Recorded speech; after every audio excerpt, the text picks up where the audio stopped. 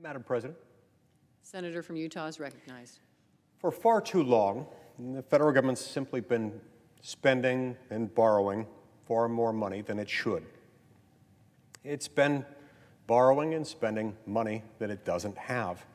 Now, for individuals, for businesses, even for states and local governments, this kind of conduct is not just inadvisable, which it clearly is, but it's also impossible. I mean, sure, people can get away with that for a short period of time, but the laws of mathematics very quickly are able to catch up with them. And so they can't do it. But the federal government is unique in this regard. There's something about the size of the U.S. economy, coupled with the status of the U.S. dollar as the world's reserve currency. There's a combination of factors that has given the federal government this ability that's somewhat unique. You see, because it has access to essentially what amounts to a printing press in Washington, D.C. that prints out more and more money with reckless abandon. More and more money in a way that would be impossible, not just for any individual, any family, or any business, or any nonprofit, but also most governments in the United States and the world could never dream of. But this government has been able to get away with it because of these unique factors and unique features that exist here. And so the federal government just spends more money as if the laws of mathematics did not apply. Now, in recent history, the federal government's been spending something in the range of about $4 trillion a year. Tragically, this is a massive sum of money, but tragically, that has represented about $1 trillion a year more than we bring in. So we've added to our debt at a rate of about $1 trillion a year. This is stunning, especially when you consider the fact that we've been at the top of an economic cycle over the last few years. We had not been in a state of a recession, and we were spending this money, even with a booming economy. We weren't able to bring our outlays down to match our revenues coming into the federal government. So it's been about $4 trillion, more or less, over the last few years. But last year, with COVID-19, we spent a total of $6.6 trillion. That includes our COVID relief packages. This is an enormous volume of new additional borrowed money on top of the $1 trillion a year or so that we were already spending, already borrowing, that we were already deciding to spend above and beyond what our revenues would allow us to spend. And then now, the Democrats have announced a plan to spend another $3.5 trillion just this week.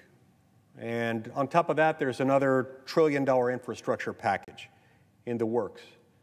And earlier this year, there was a $1.9 trillion package that was passed. And so all of this is occurring in a year when we already have a staggering $28 trillion debt. The reality is that the federal government does not itself feel the consequences of this. The people do. In other words, the federal government can get away with it because of this unique status that we have, as the dollar being the world's reserve currency and the size of the U.S. economy. It's gotten away with it without adverse consequences that the federal government and its officers themselves feel directly. It does, however, produce consequences. They are felt by the people.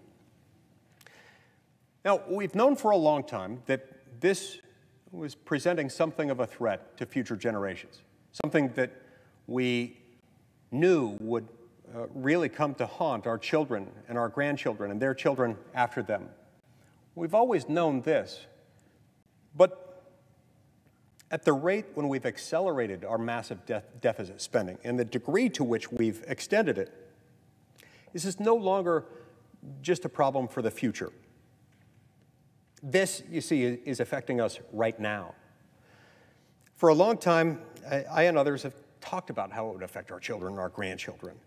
And all this still will be a very real consequence. They'll still have to face that debt. They'll still have to pay it back. It will still be unpleasant. But they're not just in the future. They're caught up with us already. The problem is no longer generations away. It's now reached its hand into our wallets, to our families, and into our day-to-day lives.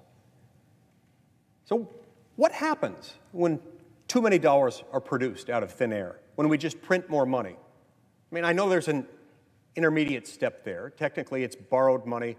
The money that we don't have isn't just printed. It is borrowed as the U.S. Treasury bills are sold, and we borrow that money knowing that we're going to have to pay it back later. But it has the effect of just printing more money.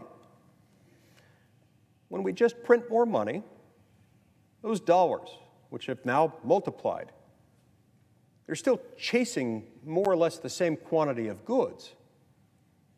And so what that means is that the same quantity of goods with more dollars results in each of those goods being able to command a higher price.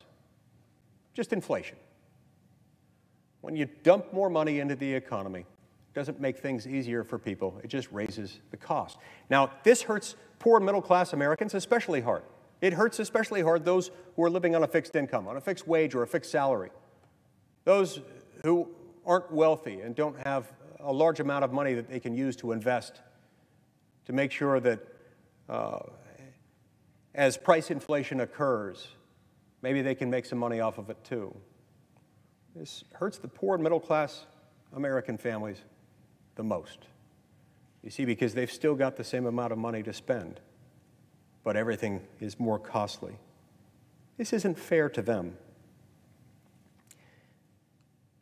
It's causing, our own government is causing the increase in cost that hardworking families across Utah and throughout America are already feeling.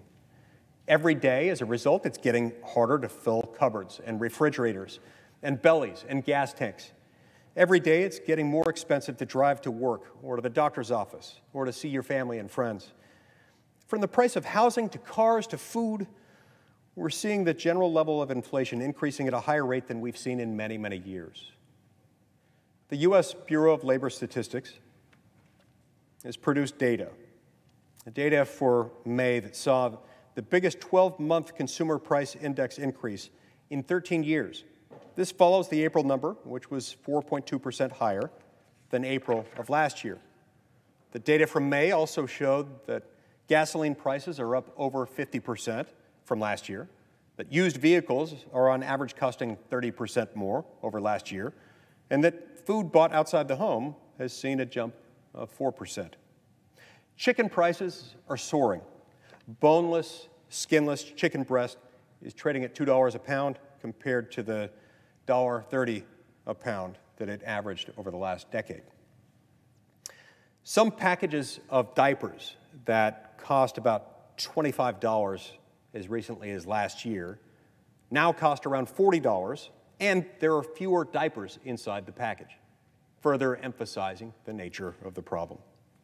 By the way, these higher prices disproportionately impact the poor and middle class who don't have the luxury of investing their income and don't have the luxury of having that added buffer.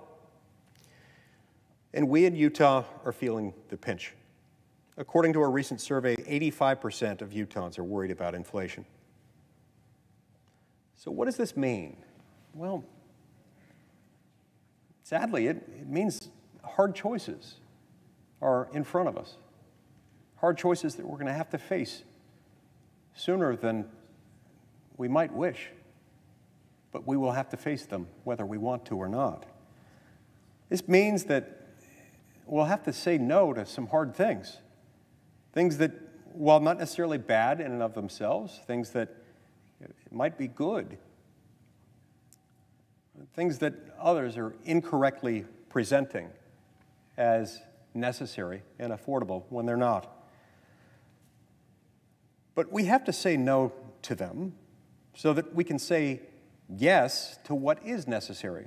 So what's truly necessary? Well, being able to buy groceries and put food on the table, being able to pay your rent or your mortgage, being able to turn on the heat or the air conditioning in your home, being able to buy gasoline to drive to work, to the doctor, or to take your kids to school, being able to pay for school clothes and field trip fees, not to mention baseball uniforms and soccer cleats. And you can forget about that trip to see that relative you haven't been able to embrace in 16 months.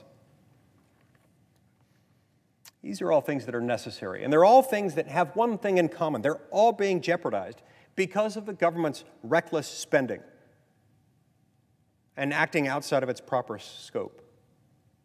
This, you see, creates a vicious cycle. It's a cycle that's all too convenient for many in government who are making the decisions. And who makes the decisions ultimately? Well, that's Congress, the Senate and the House of Representatives. You see, under our constitutional system, you can't spend any money through the Treasury of the United States without Congress authorizing, without Congress appropriating it. So we have to do all of this by law. And the dynamic I described earlier of an effective printing press, that, you know, well, it's a little more complicated than that. It's effectively the case that we just print more money. It's compounded by the fact that culturally within the Congress of the United States, among Republicans and Democrats alike, among senators and members of the House of Representatives alike, we've grown all too accustomed to a pattern, a dangerous pattern, that's good for the political class, maybe favorable in some ways for a small handful of elected politicians, but bad for everyone else. You see, the way it works in this town, and the way that news media tends to report on these things, you tend to get praised if you vote yes.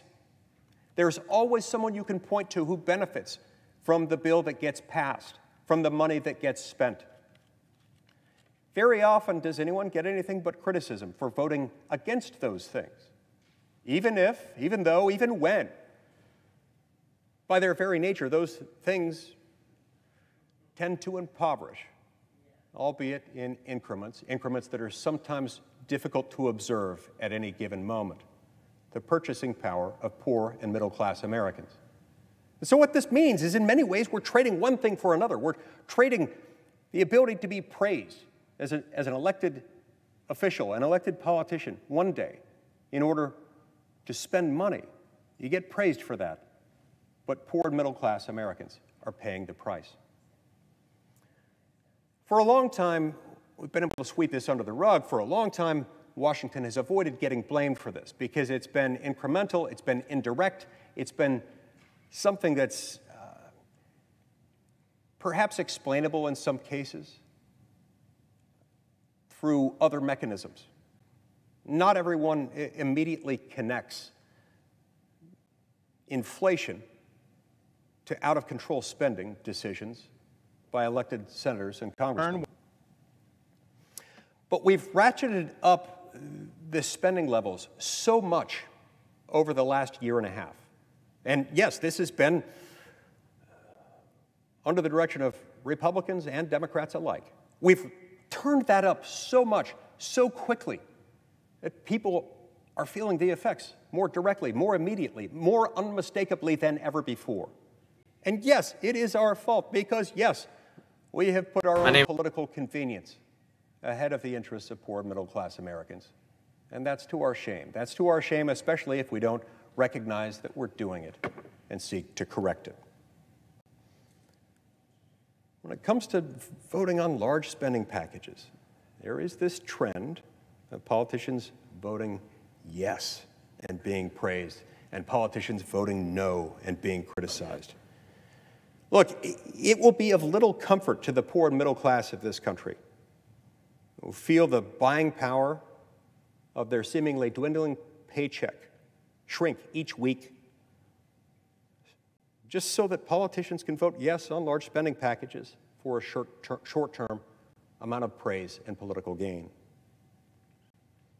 At times I've been accused of being a reflexive no vote on things that some of my colleagues are willing to explain away or justify or defend wholeheartedly.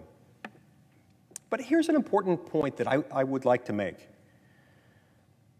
I vote no, not by reflex, but through reason. I vote no when I see how the consequences will affect those I represent in real, everyday life. Not just the intended consequences of legislation that might indeed have a good goal and might indeed accomplish good things, but the unintended negative consequences also. I vote no if it'll mean saying yes to what really matters, what really counts, for making everyday life better for Utahns and hardworking Americans across the country. I vote no so that Utahns can say yes to the things that they need. Because if we don't ever say no, we're hurting them. If we always say yes, we're putting them in a position of having to say no to the things that matter most to them and to their children and their families. Look, this government's reckless spending is notorious. And it's finally catching up with us.